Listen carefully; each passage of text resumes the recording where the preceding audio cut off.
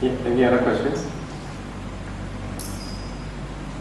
Just now, Bhante talked about Sangha Buddhism, and then Bhante also say that some of the monks they can attain psychic power through sustained meditation practice, right? But for the recent incident that happens in our school, the monk he just renounced for 6 to 7 years. So this is not very long time, right? Then any other ways that a monk can read our mind other than psychic through meditation practice, through a sustained meditation practice? Any other way we can read our mind?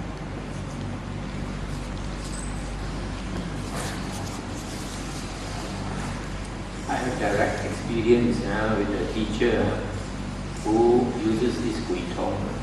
This, what they do is they keep the spirit, and this spirit is a Kepochi, always will go and find out information and come and report back to the owner.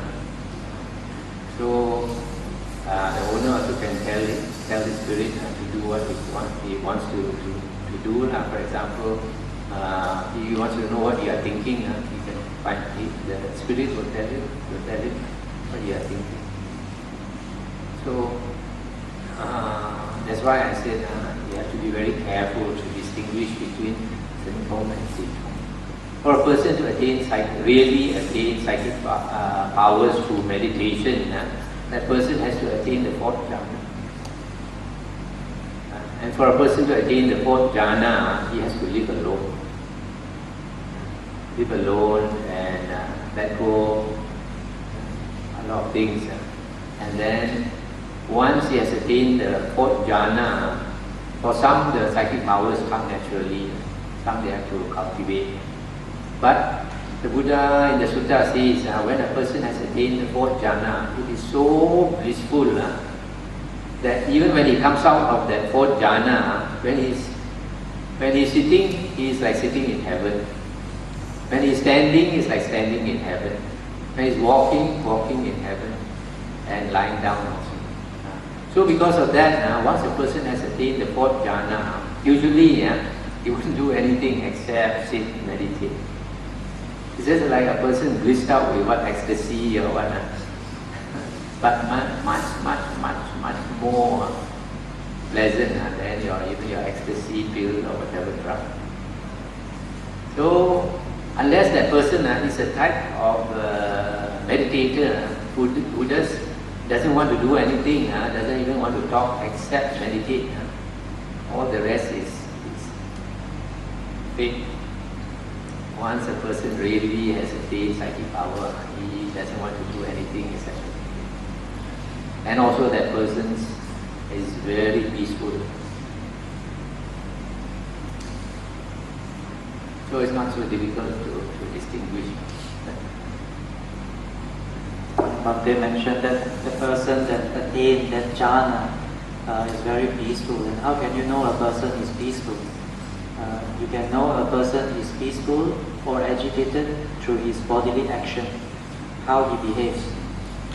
Some people behave in an agitated way and say, "Hey, why are you angry?" "Oh, I'm very peaceful." You can know whether a person is peaceful or not through his speech. Okay. Thoughts, not so easy to see a person's thoughts. But whatever a person is thinking of often, it will manifest itself through speech or action. So you can see through that 3 doors, countenance, action, and also speech, whether a person is peaceful or not. And a person may pretend for some time, but they cannot pretend forever. That's why it takes a long time to understand another person. It takes even a long time to understand ourselves. And to see very carefully, not casually see, but see carefully. Observe very mindfully, then we can understand. When we know that the person is not really peaceful, then there is no circle. And my experience is, I went to a very good school, and we have many smart students, and they are not even Buddhist. And in discussion, in tutorials, okay, we are able to anticipate each other's points of arguments. When we were doing a subject such as law, I was able to, okay, Susie is going to say this and so on. Therefore, before her turn, I counter it already. Then Susie said, you are reading my mind. Okay? But not psychic one, but in a colloquial manner. You are reading you read my mind. And then they were also able to see how I am thinking, what line of argument or defense I'm thinking. So what I'm trying to say is, it's not something that is always very psychic. It's not something that is always very magical. It could be something with a lot of common sense, which is so uncommon nowadays. That's why we find, wow, this one a very intelligent person, a very wise person. Actually, it's just plenty of common sense. And this is my own experience and understanding. My students, some of the parents are here. My students who stay with me for considerable time, they all say that Brother Tan can read our minds, right? They say that, Auntie, the testimony there. All of them, they stay with me. They stay with me 10 years. And then she said, Brother Tan can read our minds. I think also told the mother. But I told them also, what for read your mind is so corrupted? I better read Dhammavuddho. All of them said that, all the students. So they were very afraid of me. If they do wrong, they will come at night and they say, Brother Tan, I have confession. Then they will confess. And then I said, be mindful, don't do it. Apamadena sampadita, don't do it again, be mindful. Because they all think that I could read the minds. And I told them, I can't be bothered reading minds. Because I can't, number one. I can't be bothered because I can't. Right? And there's nothing worth reading your mind, so it's not worth reading because it's full of defilements. I always joke with them. So it's not so difficult. Okay? It requires a lot of common sense. And the mind is easier, you can anticipate the person's train of thoughts when the person is weak. When the person is weak, you can cycle them, and then he can lead you. This is called misleading. And then you can tell, what are you trying to prove? When you tell, okay, you are like this, and then, 你呢？你就不同了，你就是想这个了咯。你呢？我知道的，我知道你不相信的。But what are you trying to prove? Pointing this and pointing that, We are trying to prove our superiority. That means inherently we are inferior. A person who is truly superior, according to the Buddhist scriptures, no such behavior. Brother Tan said, it's even more true of a person who has a robe, because people have more faith. Yeah. So in the same way, like Brother Tan, some of my followers, they believe that I have psychic power. Even though I tell them I don't have, also they think they still believe. So it's very easy for gullible people to think a monk has psychic power.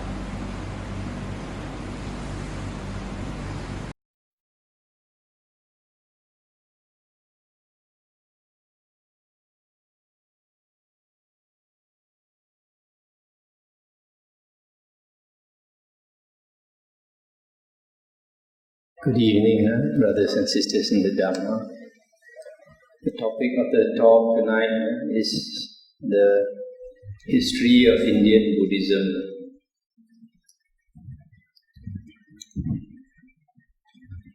To give a talk like this, one has to do some research. So I referred to a few books, and the main book that I used is this book called History of Indian Buddhism by Professor Akira Hirakawa. Why I use this book? Because he is the most popular of the modern scholars on Indian Buddhism. Although he died recently, he is still acknowledged like one of the top scholars one of the top authorities on Indian Buddhism. Also because he is a Japanese and he has done research on the Chinese books available and also on the Pali books or Sri Lankan books, etc., that are available on the history of Buddhism. So he has compared both Mahayana sources and Theravada sources. So a lot of this, what he says, is valued by other scholars. That's why there's another interesting book by this Professor Rhys Davids. That's the literature and history of Buddhism. And there are a few others like Warder and all that. But some of those books are a bit old. This one by Professor Hirakawa is comparatively new. Now, he says that it is generally agreed by all or most modern scholars that the Buddha passed away around the year 485 BCE, which is before Common Era, or they used to call BC, before Christ. So some scholars say it's like 483, some say 484, some say 485, 86, like that, but roughly around that time. And they also generally agreed that the Buddha passed away at the age of 80. So if you work backwards, that means the Buddha was born around 565 BCE, he became enlightened at the age of 29, around 530, and then that's correct. And then he passed away at the age of he became enlightened at the age of 35. Yeah, he struggled from 29 years old until 35. And then he passed away at 485 BCE. Now, a lot of people, we have heard that Buddha was the son of a king because his father was called Raja Suddhodana. But if you read from the suttas, actually, like for example, the Dhammavuddho Sutta in the Majjhima Nikaya, it stated that the king of Kosala is Pasenadi, King Pasenadi. And in that sutta, King Pasenadi came to pay homage to the Buddha and praise the Buddha.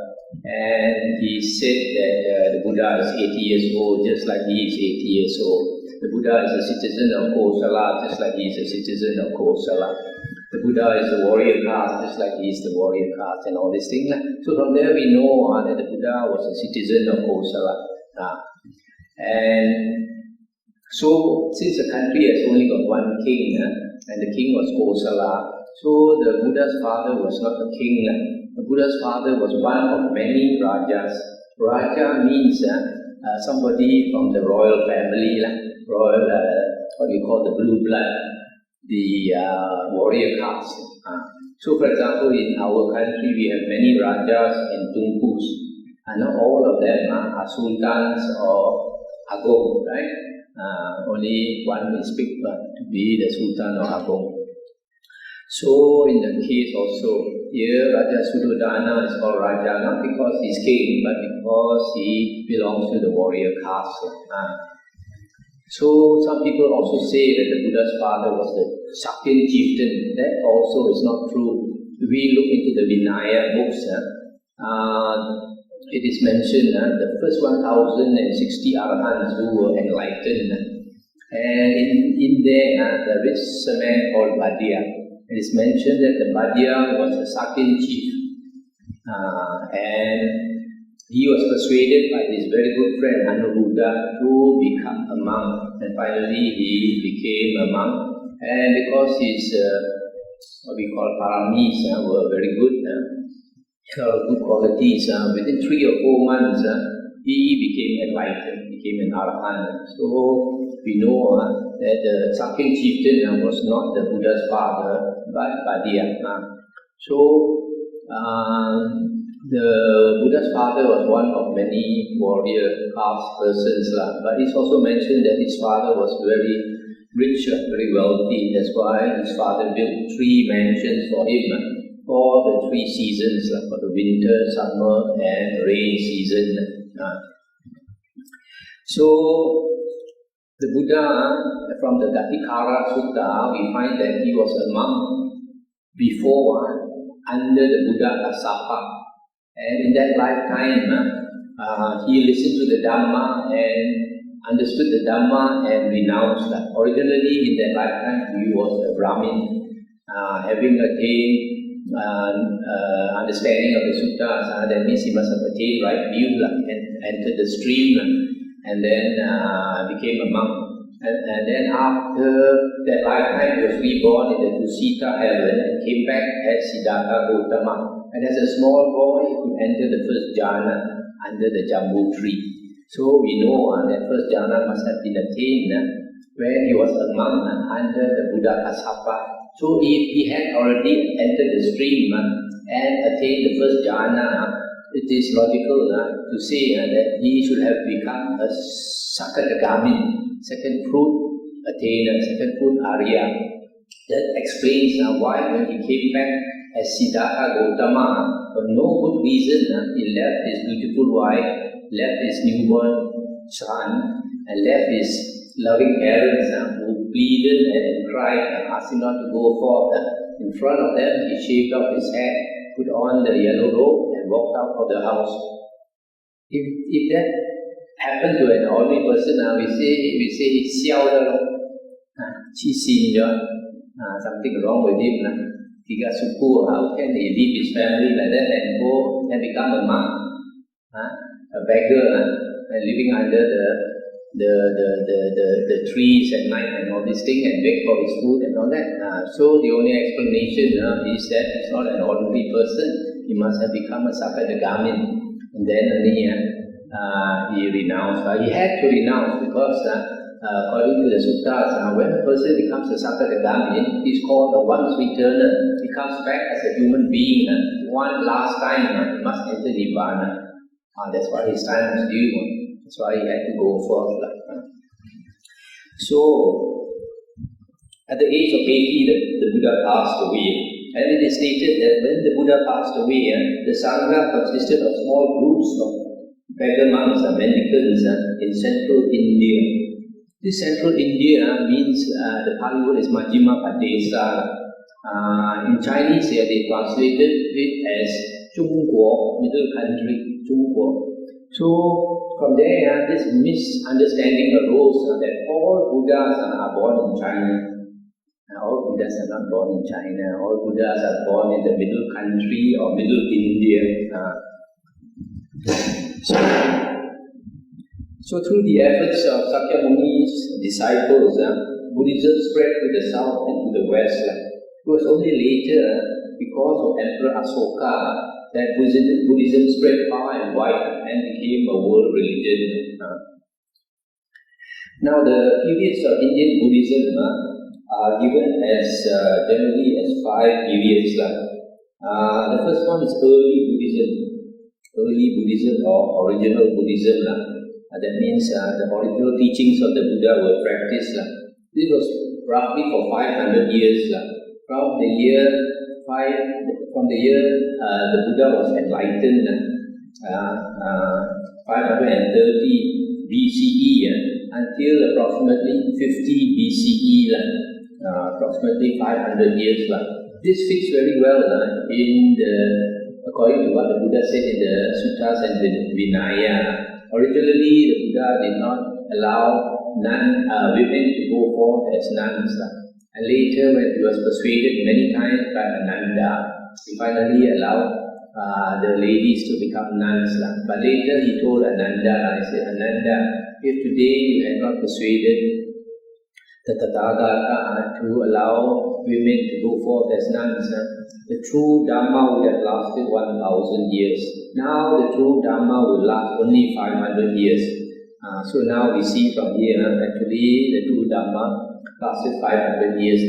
It's not that after 500 years there is no more true Dhamma. It's just that after 500 years, the Dhamma becomes polluted, mixed with this counterfeit Dhamma, what is known as, what the Buddha calls counterfeit Dhamma, which includes false sutras and all that.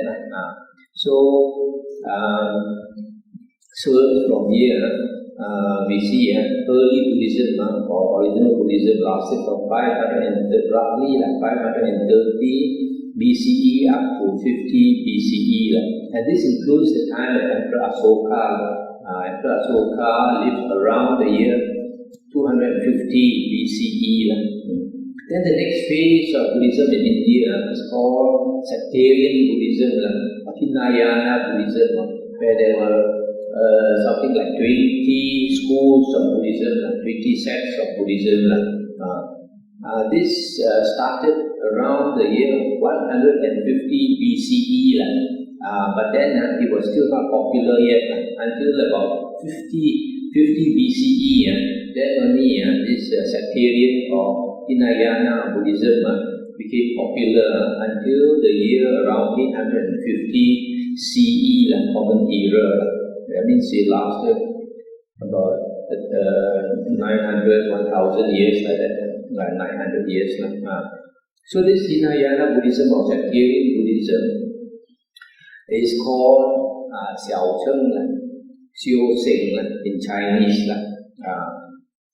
And later I explain why it is called that, not original Buddhism. Then the third phase of Buddhism in India begins around the year 100 BCE.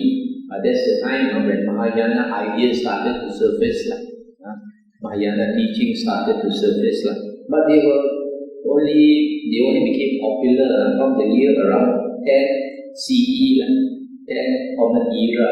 In Chinese we call it Gong Yan, Common Era.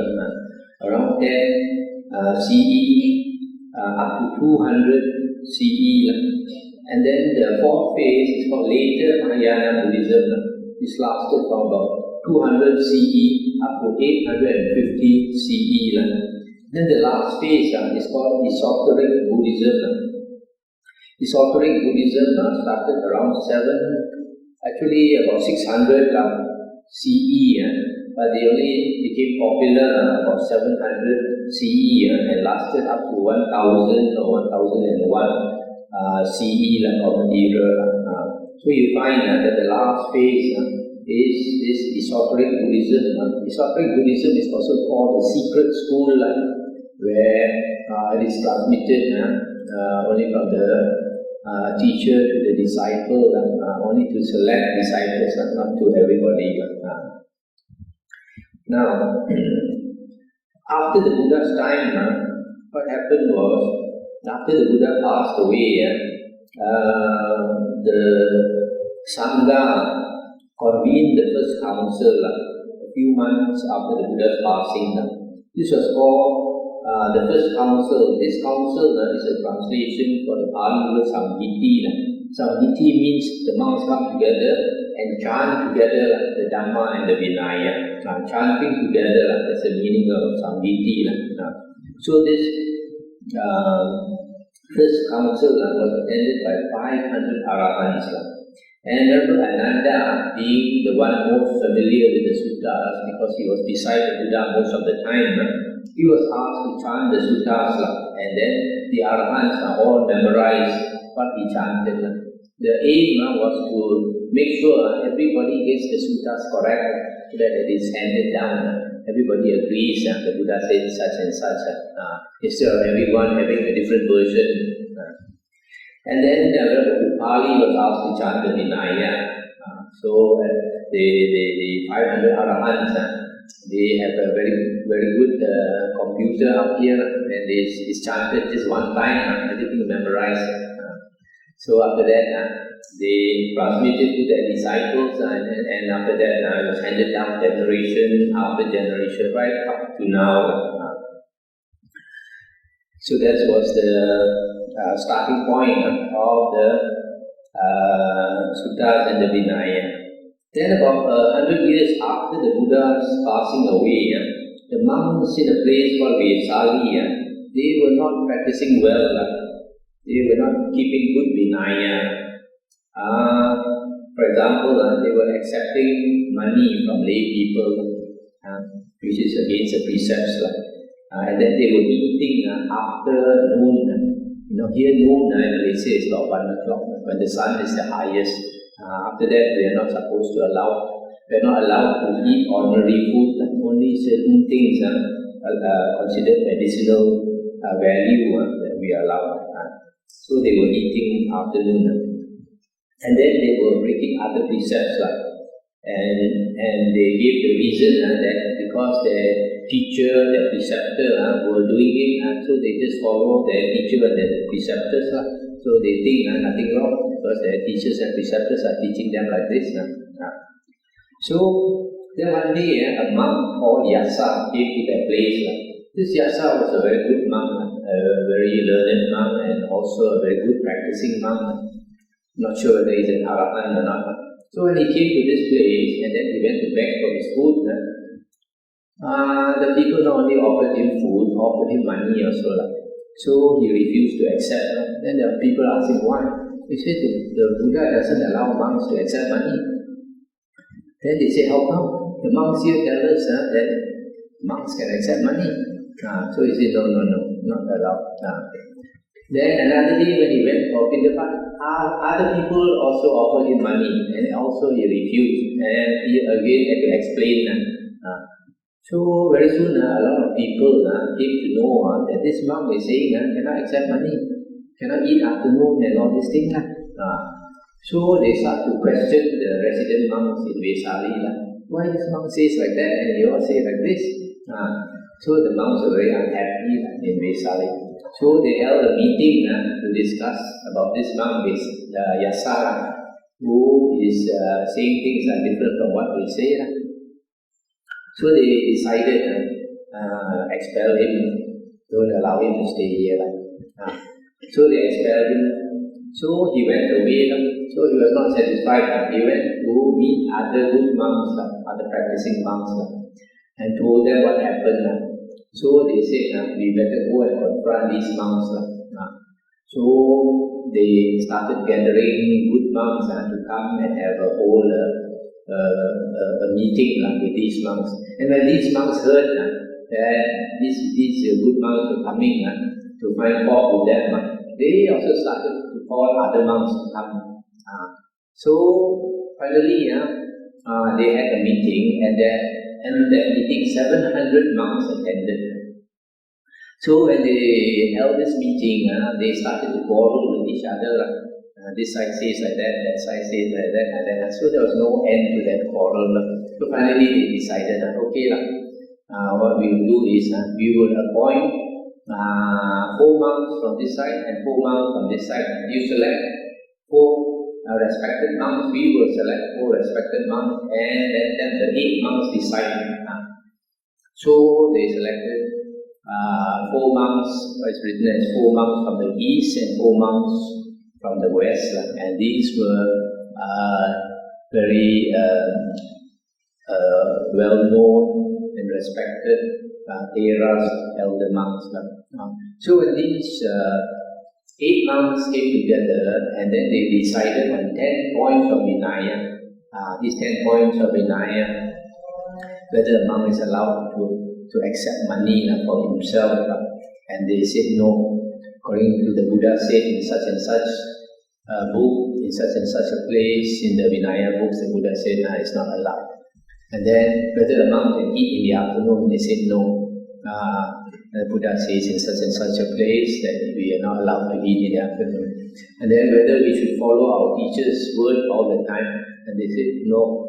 If what the teacher says or the preceptor says is in accord with what the Buddha says in the suttas and the Vinaya, then we follow him. But if what the teacher or the preceptor says contradicts the Buddha's words in the suttas and the Vinaya, we don't follow him, we only follow the Buddha. So these 10 points were all voted in favor of the stricter monks. So after that the meeting ended. So the stricter monks actually there are less of them. The more lax monks, there were more of them. So they were not happy. Later they held their own meeting and they said they will not accept all these recommendations of the 8 elder monks. They would conduct themselves according to what they like, according to what they prefer. So in other words, they broke off from these good practicing monks. From here, the first schism started, first schism of the sangha. The sangha split into 2 groups. Originally, the sangha was just one, but now it's split into 2 groups. This is called the basic schism. In Chinese, they call it the Fen Lian. So, this happened about 100 years after the Buddha's passing away. Now you notice here, these two schools, these 2 sects, the stricter sect is called Theravada. They follow the word of the Thera, the elders. The majority, the other group, where they have no monks, is called the Mahathera, because the sangha is bigger. That's why they are called the Mahathera. So in Chinese, the Theravada is called Tham Chuo Pu or Chang Lao Pai, and the Mahathera is called the Ta Chong Pu. You notice here, actually, these 2 groups, the only difference is in the practice of the Vinaya. They still acknowledge that the suttas are the words of the Buddha, the Vinaya are the words of the Buddha, except that they want to practice differently, the Mahathera. So, as time went on, slowly, the later monks, after the Buddha's passing away, the Buddha was not there to guide them. They practiced less and less. And then when they practiced less and less, they talk more and more. They begin to cakap banyak. So have a lot of difference of opinions. So these difference of opinions, these are like different interpretations of the Buddha's words in the suttas and the Vinaya. So they interpret the Buddha's teachings differently. Then they start to break up into more sects, more schools of Buddhism, different sangha groups. And then by the time of Emperor Ashoka, which was about 200 years later, or 218 years later, there were another 18 sects formed from the original 2. In other words, there were about 20 sects, 20 schools of Buddhism by the time of Emperor Ashoka. But since the time of Emperor Ashoka is only about 200 years after the Buddha's passing away, this was still the time of original Buddhism. They were still practicing original Buddhism. It's just that wrong views start to surface.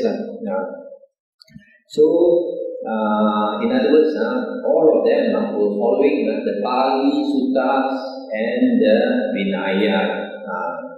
They acknowledge that the Buddha's original teachings are found in the Suttas and the Vinaya.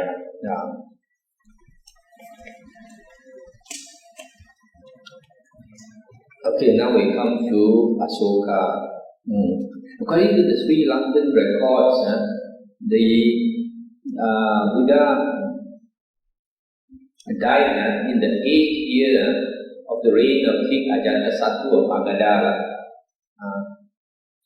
And then the King Ajatasattu's dynasty continued for several generations until the last king was called King Naga Dasakala. That means when the Magadha, this dynasty was still strong. So later the Susunaga dynasty started, but lasted a very short time.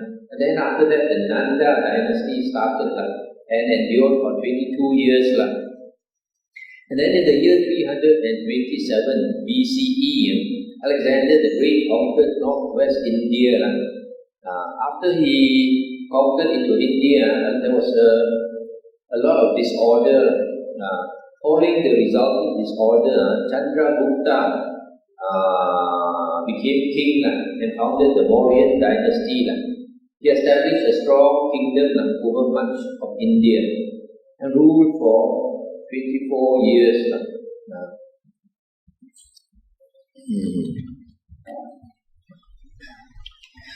Then, after Chandragupta, his son was King Bindusara, and this King Bindusara ruled for 28 years. And Bindusara's son was Ashoka. Ashoka became king in the year 268 BCE. This one, almost all scholars accept this date. Why?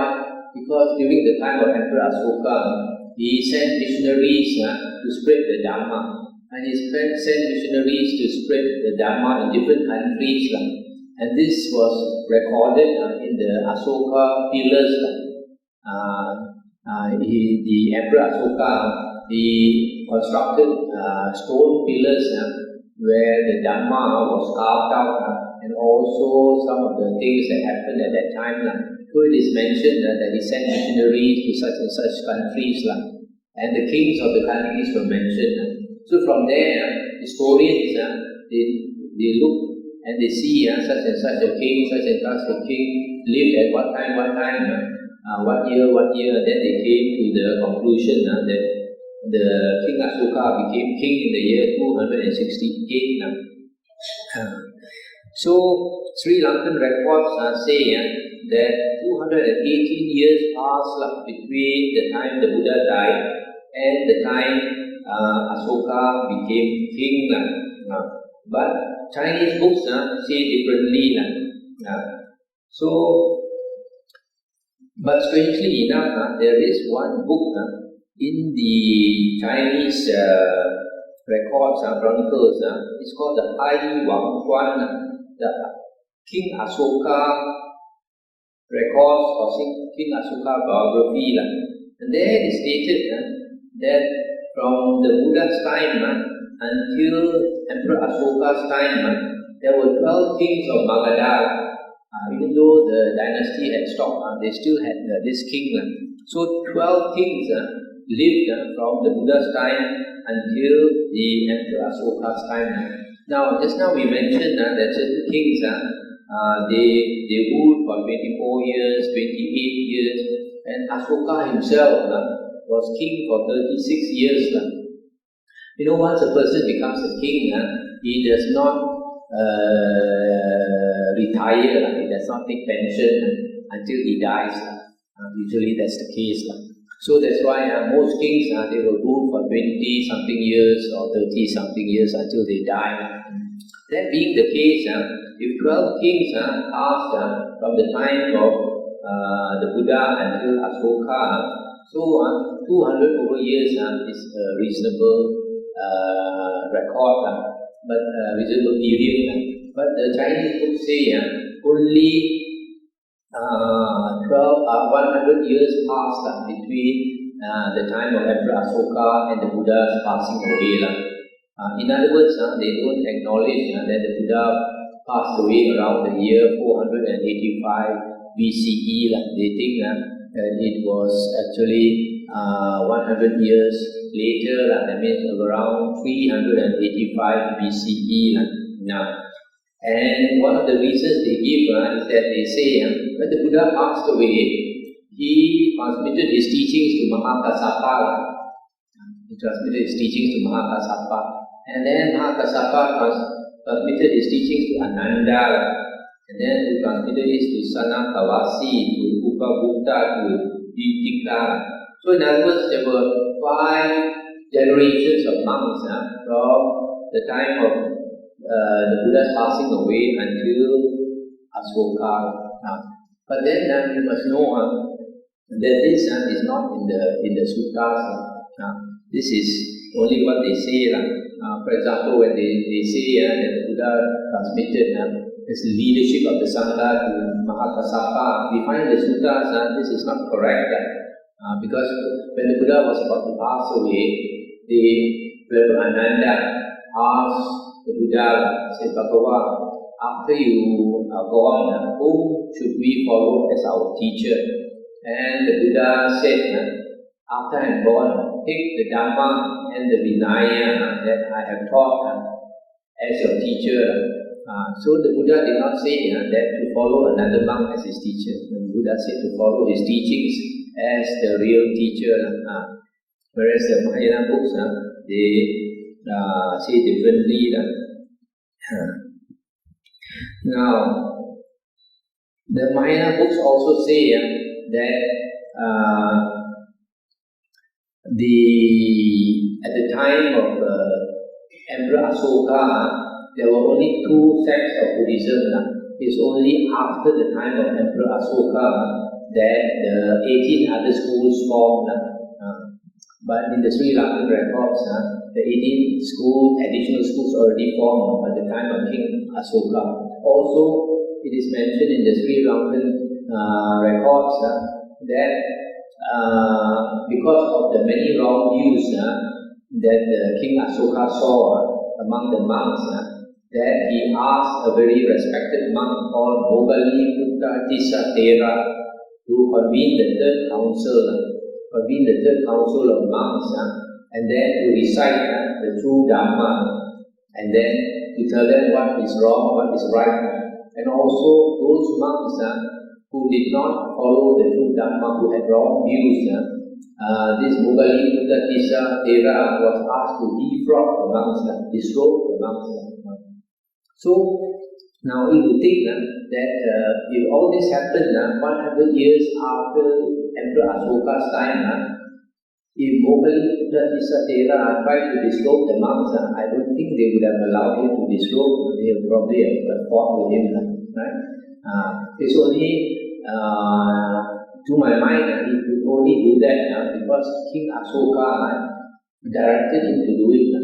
King Ashoka was behind him. Because of the king's power, the monks could be disrobed. But if King Ashoka was not around, and this happened 100 years later, if any monk tried to disrobe another monk, they would definitely not listen to him, right? So also, it is stated in the Sri Lankan records that the second Sangha council, where the basic schism happened in Vesali, where the monks of Vesali was not practicing well, and the 700 monks convened the second Sangha council. It is mentioned in the Sri Lankan records that this happened at the time of King Kala Ashoka. In other words, at that time, 100 years after the Buddha's passing away, there was a king called Kala Ashoka. And then the third council, which was held during the time of Emperor Ashoka, was another 118 years later. So, you see from here that the Chinese records have no knowledge that two Ashoka or kings existed. They did not know of the existence of Kala Ashoka. They only know of one Ashoka only. This famous Ashoka sometimes is called just King Ashoka, or sometimes it is called Dharma Ashoka because he ruled according to Dharma. So sometimes they call him Dharma Ashoka. So because they did not have this knowledge that there was another Ashoka, most probably they confused these two Ashokas and thought that they were the same person. That's why you find that they say that this all this happened 100 years after the Buddha's passing away. So from here we can see most probably why the Chinese records have it wrong. Now I'd like to talk a bit about King Ashoka. It is stated that the Buddhism of King Ashoka is closer to early Buddhism than to sectarian Buddhism or Hinayana Buddhism.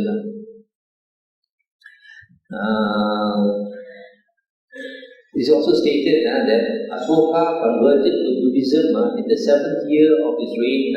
7 years after he became king, he became a Buddhist. But in the 8th year of his reign, he conquered a country called Kalinga.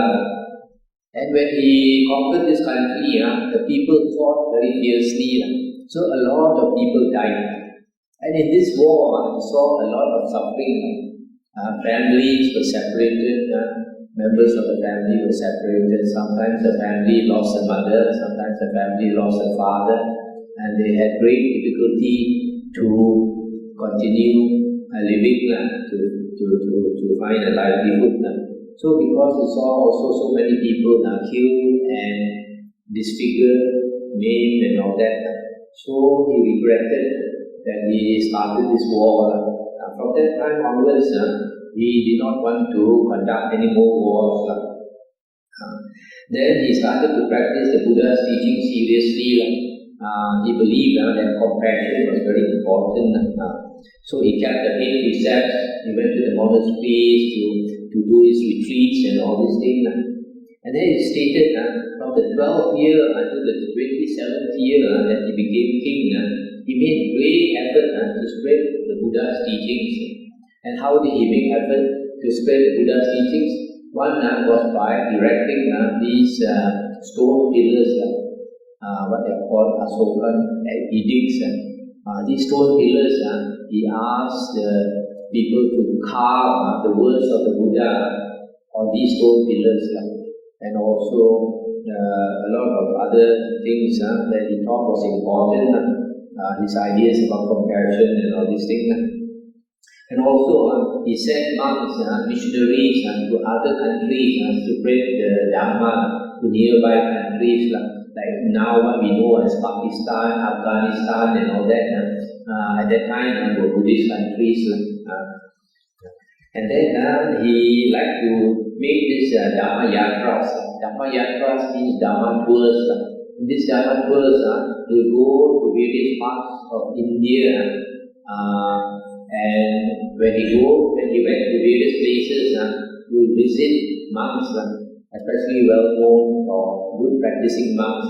They go and see monks, and then also he would do dana, either offer food and robes and all that to the monks, or do dana to poor people, help the poor people.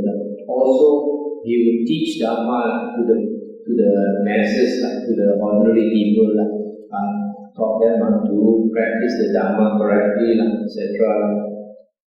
Now, since we know that during the Empress Ashoka's time, we still have the original Buddhism, we look at the stone pillars that he constructed, then we get a good idea what is original Buddhism.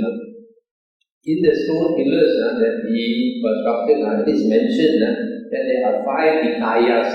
The Buddha's teachings, at that time already, there were 5 Nikayas. One is the Digha Nikaya, another is the Majjhima Nikaya, Sangyutta Nikaya, Anguttara Nikaya. The last was the Khuddaka Nikaya. Khuddaka Nikaya means the collection, the minor collection. That means those few suttas that do not fit into the Digha, Majjhima or Sangyutta or Anguttara Nikaya, they were put into the Khuddaka Nikaya. So you note carefully, this is original Buddhism, the 5 Nikayas. But then in the last Khuddaka Nikaya, later monks started to add more and more books to the Khuddaka Nikaya. So from a minor collection, now it has become a major collection. A lot of books, much more than the other Nikayas. So the first 4 Nikayas, Digha, Majjhima, Sangyutta and Anguttara Nikaya, can be reliably said to be the original words of the Buddha. Now, the Ashoka, he taught the people to practice the Dhamma well, especially compassion and sincerity. And needless killing was prohibited. He even made laws that if animals were to be killed, pregnant animals should not be killed. and also the nursing animals, those that had just given birth, those female animals which need to give milk to the young, they were not allowed to be killed. And then hospitals were built for people, and hospitals were also built for animals. The Emperor Ashoka, he practiced great compassion. He cared for animals, built hospitals for them also. And then he asked the people to plant trees by the roadside, so that when people traveled on the roads, it was not so hot. He also encouraged the planting of medicinal plants, so that people could benefit from the medicinal plants, like neem trees and all that. And then he also had wells dug to provide water for people. He also built resting places, like nowadays we have the R&R in the highway. He also had these resting places for travelers, so that they could obtain drinking water there and have a rest. And he taught people to be obedient to parents and to respect elders, and to have just treatment of all people, no matter their caste, no matter their level, including slaves and all that. He said that we should treat them justly. And also he gave up hunting.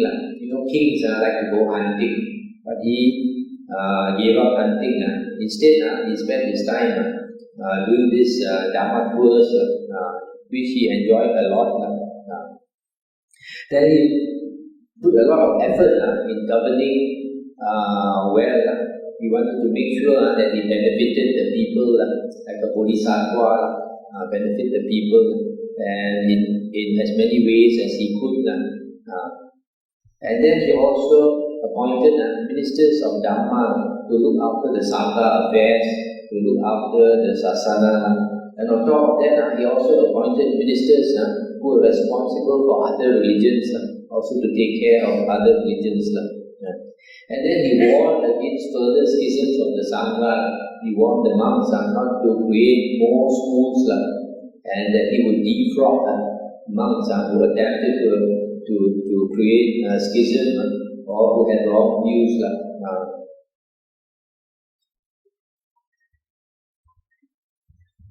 Okay.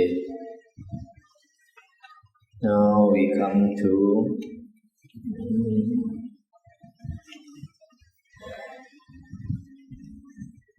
now we talk about sectarian or Hinayana Buddhism. Now this sectarian or Hinayana Buddhism, most of its important doctrines occurred from the year 150 BCE until the year 150 CE. But then it became popular later, from the 50 BCE. Only it became popular.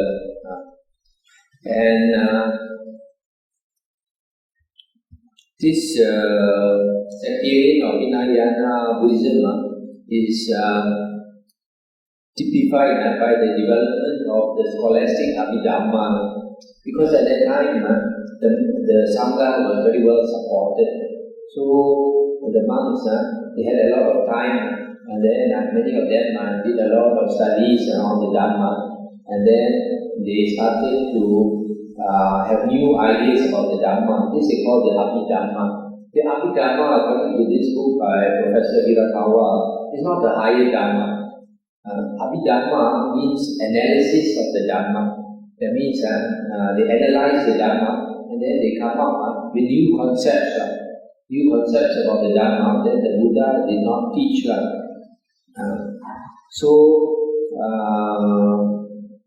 Even though they knew that the Buddha's words were to be found in the suttas and the Vinaya, yet they preferred to to have this Abhidhamma and all that.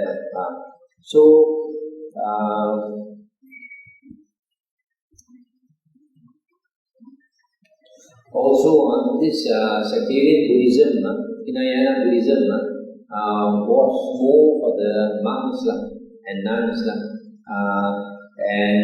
Originally the word Savaka means disciples of the Buddha and includes monastics as well as lay people.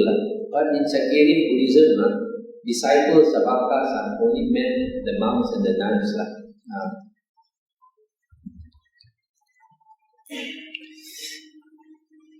So this sectarian Buddhism, because they started to have ideas about this Abhidhamma, all these 18 schools of sectarian Buddhism, they had their own Abhidhamma. Every school, the Abhidhamma differed from school to school because all were new ideas. For example,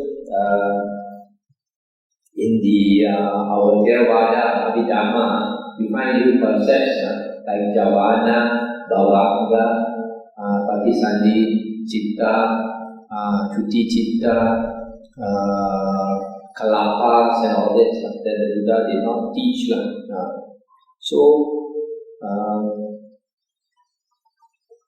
This Theravada Abhidhamma, there are 7 books.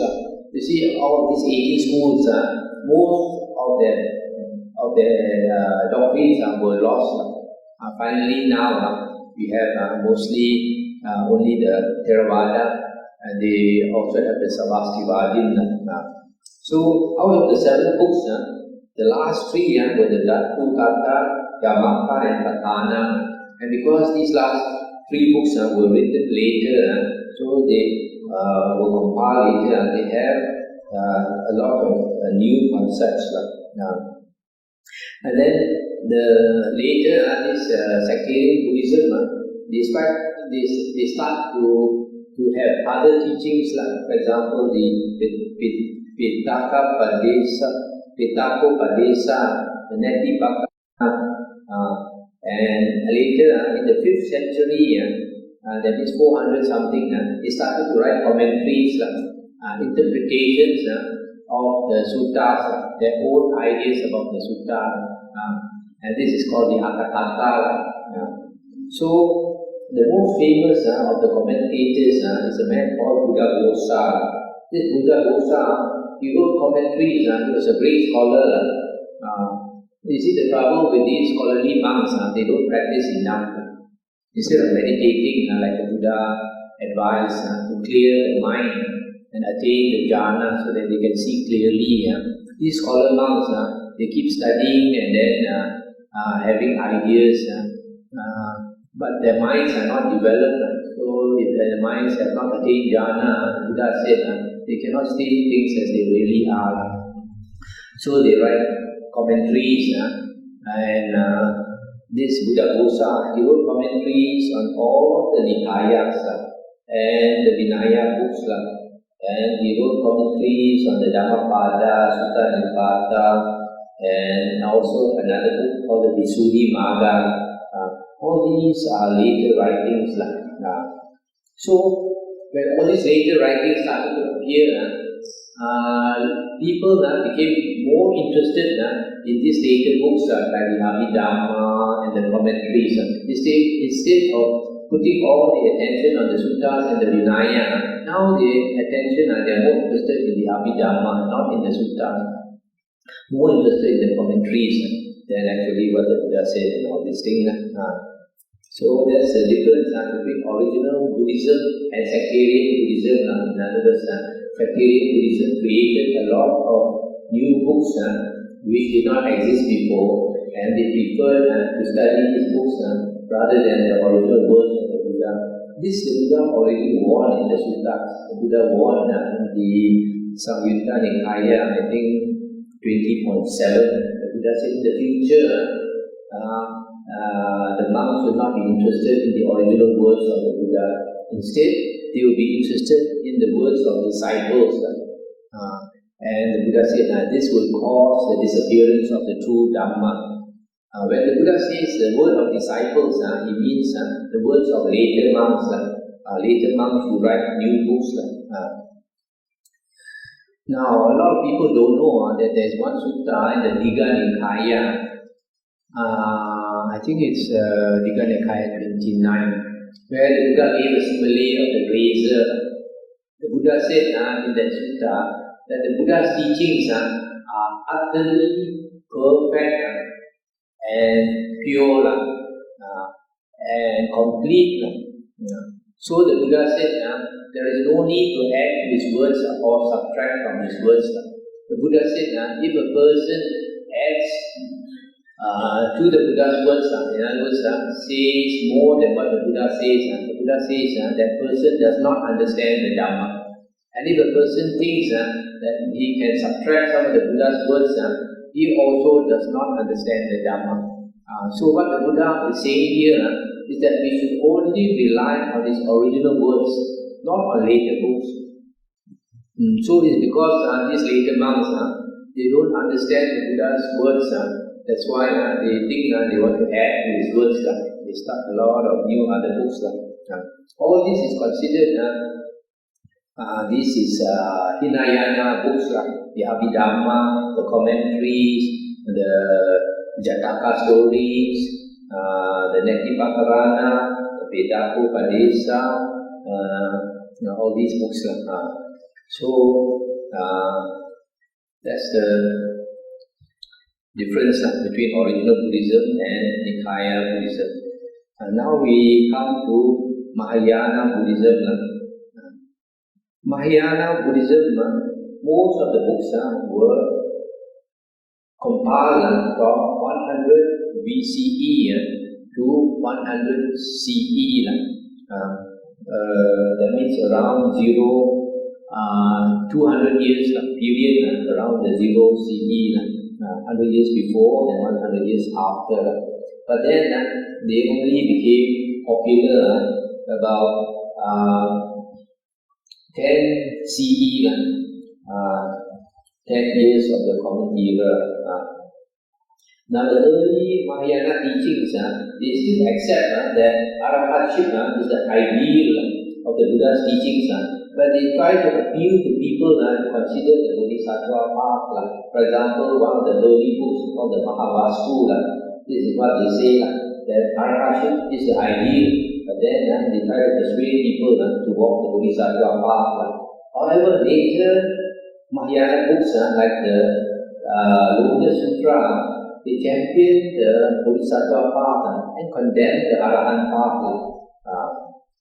So when they do that, the Arahant path is a path of mental training and self-control. Then the Buddha thought that we have to discipline our mind and train ourselves to have self-control and change our character for the better, to discard unwholesome states of mind and to cultivate wholesome states of mind. But instead, this Bodhisattva path talks about paramis. This paramis was never mentioned by the Buddha in his original teachings. It is a later teaching where they speculate that the Buddha must have taken a very, very long time to become enlightened. They said that the Buddha cultivated over a period of 4 asankhya kapas. Asankhya means countless. So when they say 4 asankhya kapas, it means countless world cycles plus 100 mahakapas. So in other words, what they are saying is it took the Buddha an eternity of time to become enlightened. If you think that the Buddha took an eternity to become enlightened, surely it must take more than an eternity to become enlightened, isn't it? So in other words, they are discouraging you to cultivate yourself to practice the Arahant path. So they are telling you just to practice the paramis. But then in the Buddha's teaching, there is only one path to enlightenment, the Noble Eightfold Path. There is no other path. And we look at the Noble Eightfold Path, nothing is mentioned about parami. So you can understand from here that these are wrong teachings because the Buddha said that these teachings are perfect and we should not add to his teachings or subtract from his teachings.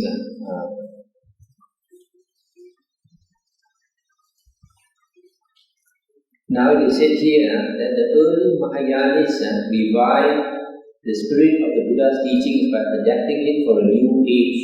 However, these innovative elements brought hidden dangers with them. As time passed on, many Buddhists became more and more interested in the new edition than in the original message of the Buddha. Magical elements played an important role in Mahayana Buddhism from the beginning, probably because they were a response to the religious needs of the common people. Perfection of Wisdom Sutras contained claims that the text could protect those who followed it. According to the Lotus Sutra, faith in the Bodhisattva Avalokiteswara, Kuan Yin, could protect a person from all disasters. Efficacy of the mantras was found in many Mahayana scriptures. Over the centuries, these medical formulas came to play an increasingly important role in Mahayana Buddhism until by the 6th century, Esoteric Buddhism, that means the secret school, had emerged as a distinct movement and began to develop in India. So you see here, these Mahayana teachings were a response to what people wanted. That's why in Chinese they call them Hong Pian, Fa Mui, Hong Pian Fa. So they provide what people want. People did not like to pray for help, so they provide them with Kuan Yin. They say, you need anything, you just call Kuan Yin will help you. But then in the Sutta, the Buddha said,